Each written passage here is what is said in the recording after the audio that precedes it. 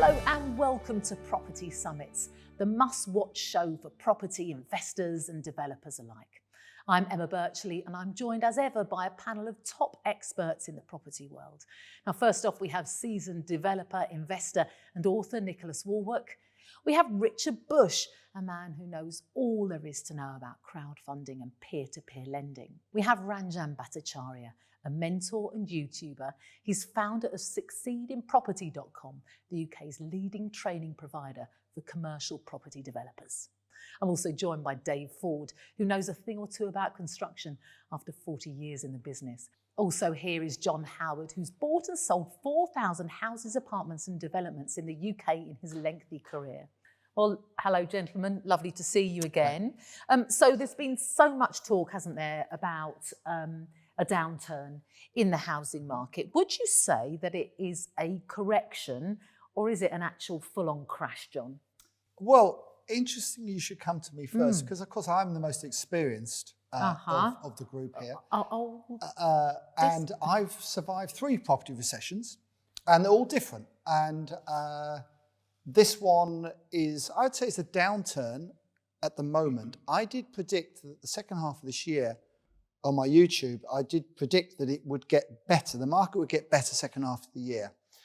I've now sort of looking to change that a little bit because I just think that it's tough out there. It's tough out there. If people have got a mortgage which has come up for renewal, they're probably paying double, maybe treble the amount they were paying originally. And that's got to have an effect. And it doesn't always have an effect within the first month or two. You know, it's an ongoing situation.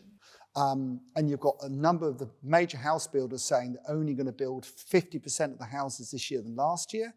So these top 10 house builders are sharp. They're on the ball. You know, they are very, very professional. But just because they're not building as many homes doesn't mean we have to duck and dive to make our living, to live and have the lifestyle we have. But these big public companies, they're not like that. And they say, no, we're not building, or no, we're not buying anything, not buying any land at the moment, they just stop automatically. And that has a massive effect on the market. So I think we've got a downturn. I think it's going to take the time to get over it. It's all about interest rates, all about confidence in the market, and no help from the government. You know, the help to buy is finished, and that hasn't helped either. So I think it's a downturn. Sometimes you get a downturn and it's a slow decline, and then other times it's a big drop. I think this is a slow decline, and that concerns me. And why is it a slow decline? Well, people are, the point there is just because house builders aren't building as much housing doesn't mean that vendors are going to sell for a cheaper price unless they're distressed. So I agree there's an element of the market that's distressed. Absolutely, but it is. That's the bit that will be a slow decline. Everyone else that can afford to hang on will hang on. And I think people see this as a relatively short-term recession. I don't think we think this is a 4 or 5 year recession, do we? I don't think anyone on the panel would argue that. Well, that's your opinion. So people's. No, that's fine. We're talking 1 to probably 2 years, depending on how rapidly we come out of that. But that why demand, do you think? What are you, some expert on that? Are you? I'd like to think I've done a few things around property in my time. Not quite as many as me. We're not technically. Come on, boys. It's not a competition. I think, John. I mean, with this one, I'm not sure how much experience matters, and there's nothing wrong with being a new kid on the block, because as you said, each recession is different. And the thing that's fundamentally different about this one is, and I'm not sure whether the new house builders are the barometer, because new house builders are predominantly selling to people, well, they're selling to people that need to get a mortgage today. Yeah. The thing that's changed between now from 2008 is that in 2008, we had a massive proportion of people, I'm talking about owner-occupier mortgages, who had 95% and more loan to value. Really over-leveraged. Now, they are not so over-leveraged. Interest-only mortgage in the homeowner market is dead and gone. They're all repayment mortgages. And then the affordability test, the non-status loans and the self-certs and all of that for owner-occupier loans, they have just dwindled away. The affordability criteria that they brought in after the last credit crunch is far more stringent than it was before. Yeah. So for that reason, it is a slow burn because owner-occupiers are protected by the rules under which they got their mortgages. That's good then, isn't it? Yeah, we are agreeing. Which will keep holding up the prices. We are agreeing it's a slow burn, and one of the other reasons it's a slow burn is because a lot of people on fixed rate mortgages, which are coming off, a third a year or whatever it is. So I think Richard, something you said earlier when I was talking to you earlier, off screen, that something like 4-point-something million people have been on fixed rates and are coming off them, or have come off them, or in the process of coming off them this year to variable rates. That's massive. That's a massive.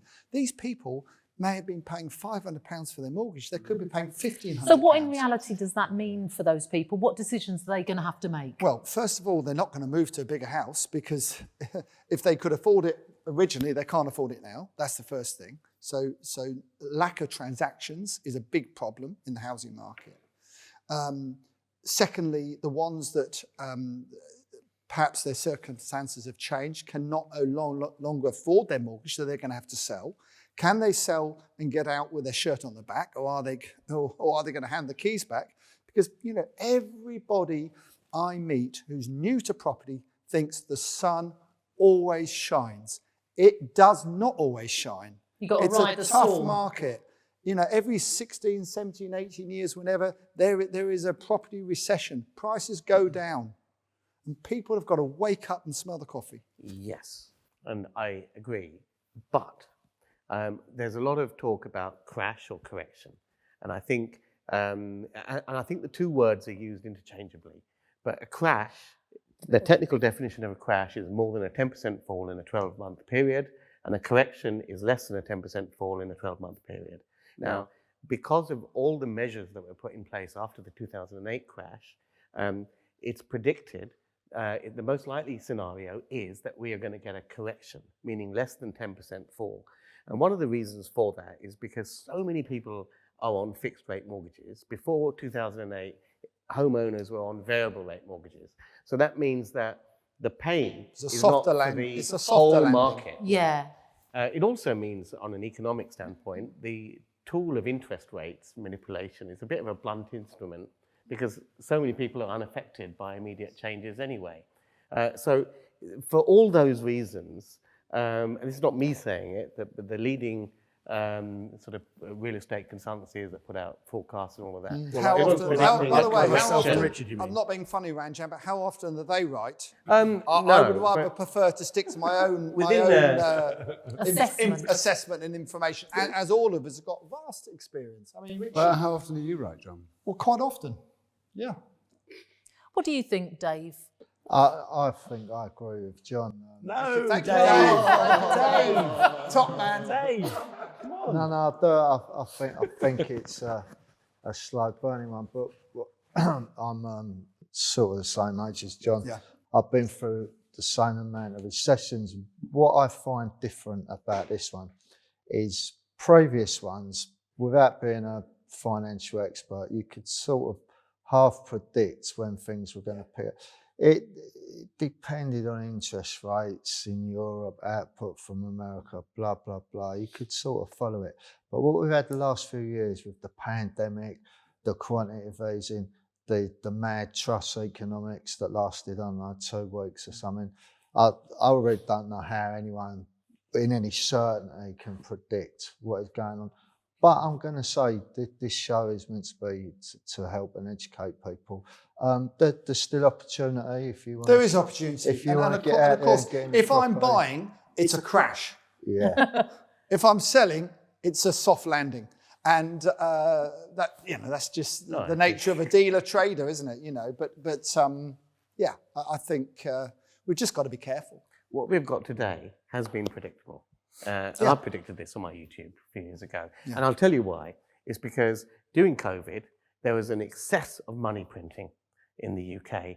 And it was only, the reason why we didn't have Zimbabwe inflation and all of that was because everyone else did it at the same time. So relatively, everyone printed a ton of money. And the thing is, you print a ton of money, why didn't we have immediate inflation during COVID? The reason we didn't have immediate inflation is because no one could go out and spend it. There was no velocity of money in the economy. As we came out of lockdown, everyone started spending all this money, and that had the inflationary effect. So interest rates could only go up, because the only way inflation has ever been curbed in any economy has been to increase interest rates. So everything we're seeing today has been predictable.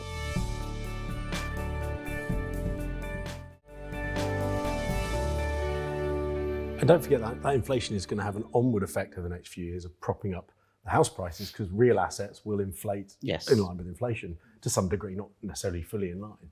So in the same way that the transactions increased after COVID through spending, the transactions in property will increase over the next couple of years gradually. So I think it's definitely more of a soft landing, certainly not a crash in my opinion. I think when we did this series of shows 6 months ago, we thought there'd be a much harder crash, didn't we? Now my feeling is soft landing, and there's signs of positivity and green shoots in the distance already. Yeah, but Your turn for the crystal ball, Richard. I don't do crystal balls. Oh, really? Okay. What do you think then, based on knowledge? That's it then, isn't it? Fact. But I tend to agree with Ranjan on this. But you're both saying the same thing. You're saying it's a gentle softening. And I tend to look at how well are the developments that we're funding currently selling, and they're still selling, and they're selling at or above predicted prices. So whilst there are areas where prices are going down, we've managed to avoid those. I'm sure we won't manage to avoid them entirely, but there are parts of the market that are still going up. And that's because of this recession, as you call it, but this house price correction is driven by external factors and interest rates. It's not driven by unemployment. It's not driven by other recessionary factors that we had in 2008. But otherwise, there wouldn't be areas that are surviving. And there are areas that are still going up in price. As you know, it's a micro market, isn't it? And every area is slightly different. But I mean, we've got 6 estate agencies in Norfolk, so we're at the sharp end of this.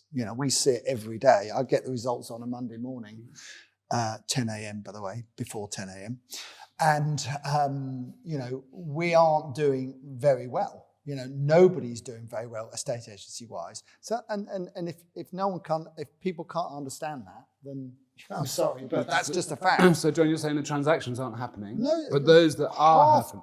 The transactions are half what they were. Understood. Literally. So those that are happening, are they at 10%, 15% less than they would have been 6 months ago? I would say that in a estate agency, every 4 price reductions equals 1 sale. So constantly, every good agent in the country at the moment is forcing down the prices from where they were originally. They're saying, right, you need a price reduction to get a sale. So yes, I would say 10, 15% reduction on what they originally were, between 5 and 15, I would say, depending where it is, to get a sale. Definitely at the moment. We've just touched on different areas being affected in different ways. Let's look at the big, broad picture. Let's look at the UK. Yeah. Where are the places where property prices are being hit greatest? Is it London? Is it Norfolk? Where is it? Or is that a bit? It's hard to be does specific, it not work but like I think the key is generally some of the poorer areas that are not as connected. There's less infrastructure, there's less employment. Those are the areas less desirable. Less desirable to rent. The rental market is propping up a lot of the country, certainly from an investment point of view. Home ownership, people buy a home for a home, not for investment, but if they've got one eye on the capital value, you want to be in a stronger, well-connected area. I think Standard also, fundamentals apply. I mean, John mentioned this, micro markets. It's micro markets not just in area, but it's also in property type. There are areas where there's a glut of 1-bedroom flats that you can rent them, but they're difficult to sell. But there are other things like, if you're looking at executive houses, for example, 5-bedroom detached, a 1930s house with single brick construction is not going to sell as well as a modern one, mainly because of the running costs of the older 5-bedroom house. So it's not just micro market within areas, but micro market in property type, and also micro markets within age of construction and energy efficiency and running costs. So there must be it's some far more broad nuanced. patterns. There is a broad pattern. No, there aren't. Well, I don't think there yes, is. you think I that? think there is. Buy in Ipswich. Shall I tell you what it is? Yes. Buy in Ipswich? Of course, buy in Ipswich. The last places in this country, last areas in this country to go up are the first ones to come down. That's a fact. So the last places to go up in price are the first to come down, because they're always the weakest. Yeah. Right.